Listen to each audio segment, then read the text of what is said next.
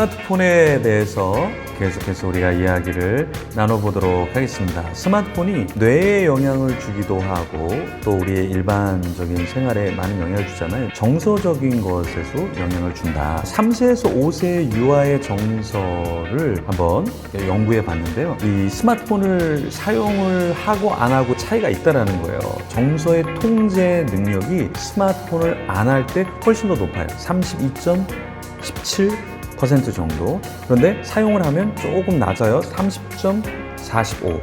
근데 부정정서를 표현하는 것에서는 스마트폰을 사용하면 부정정서가 더 높아요. 그래서 17.29.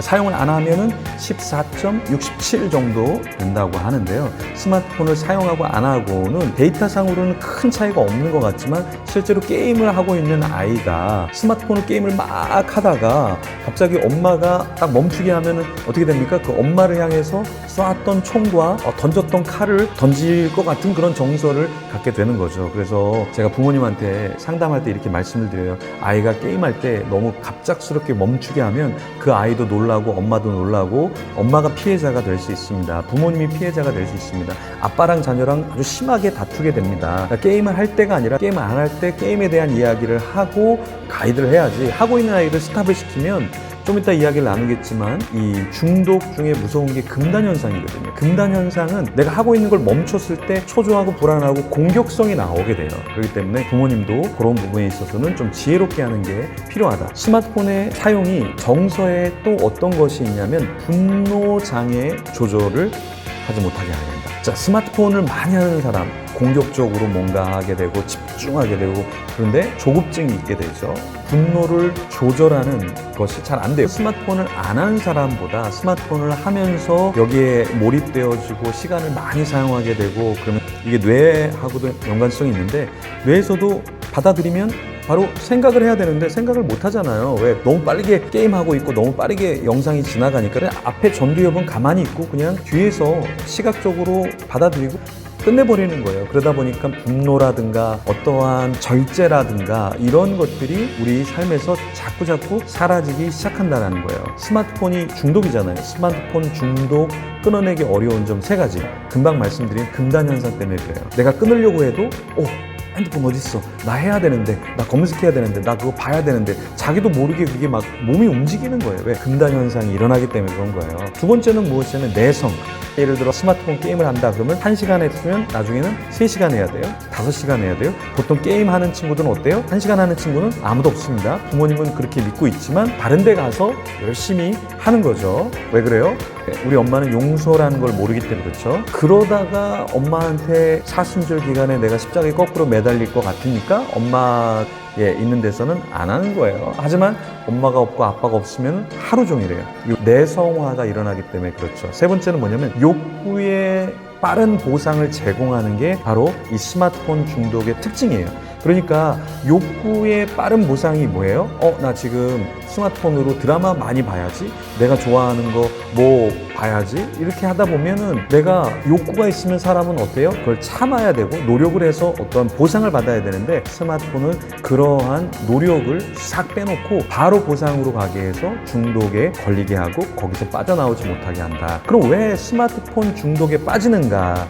우리는 여러 가지 이유를 한번 살펴보는데 첫 번째는 뭐냐면 탱크가 비어있기 때문에 그래요. 사람에게는 2가지의 탱크가 있는데 하나는 인정이라는 탱크, 하나는 사랑이라는 탱크인데요. 남자인 경우에는 인정이라는 탱크가 굉장히 중요해요. 엄마가 인정해주고 아빠가 인정해주고 친구가 인정해주고 그러면 거기서 아주 열심히 살아요. 행복해해요. 예를 들어서 야, 너 야구 잘하는 것 같아. 인정받잖아요. 그럼 그 친구는 하루 종일 야구하고 있어요. 왜? 그것에 인정을 받았기 때문에. 여자인 경우는 사랑에 대한 탱크가 채워져야 돼요. 근데 충분히 어릴 때 스킨십이나 사랑을 받지 못하면 뭔가 보상받으려고 하는 심리, 여기서 중독에 빠지는 거예요. 두 번째는 뭐냐면 같이 하는 시간의 부재. 그러니까 부모님이든 친구든 사랑하는 사람이 함께 하지 않으면 어떻게 되느냐? 여기에서 공허해지고 중독에 빠지게 된다. 3번째는 비전의 부재. 왜냐하면 방향성이 있는 사람은 방황하지 않죠. 방황하는 사람은 방탕하게 되죠. 중요한 것이 바로 내가 뭘 해야 되지? 여기에 대한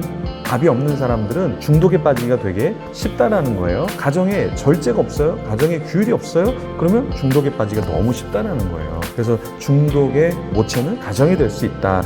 다섯 번째는 대화의 부재가 결국에는 스마트폰으로 다 가게 만드는 거예요. 집에서 서로 다른 스마트폰을 보고 있어요. 왜 막 보고 있을까요? 다른 거를?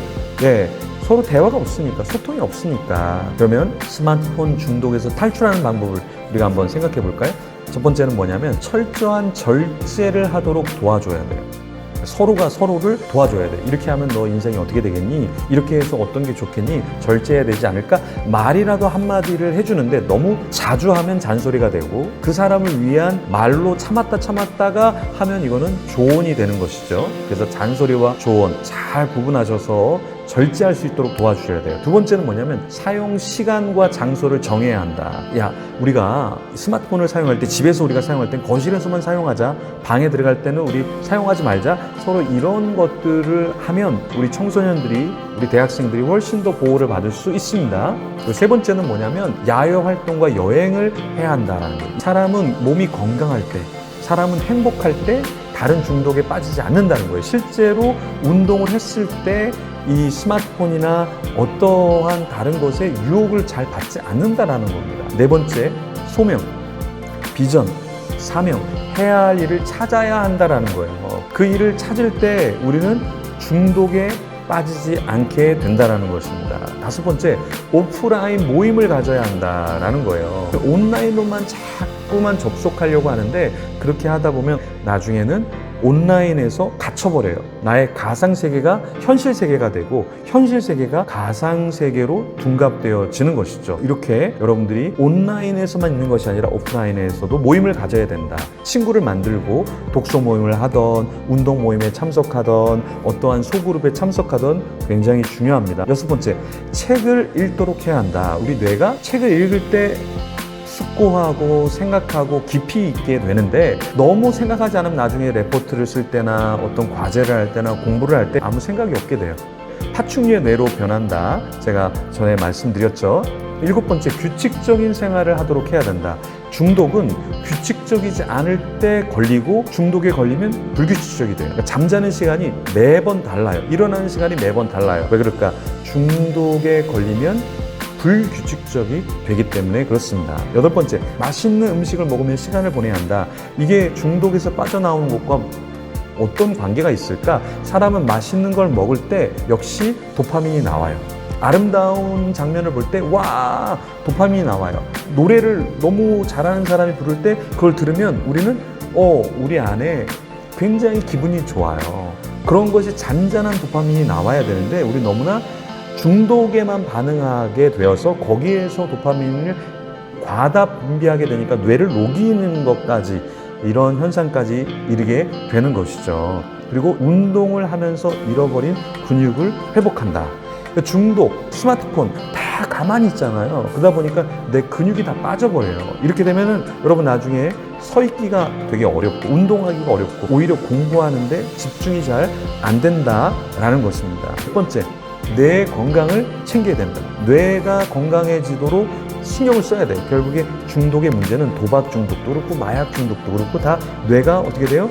갈라지기 시작하고 구멍이 나기 시작해요. 호르몬이 너무 많이 분비되다 보니까 정상적인 뇌가 아닌 거예요.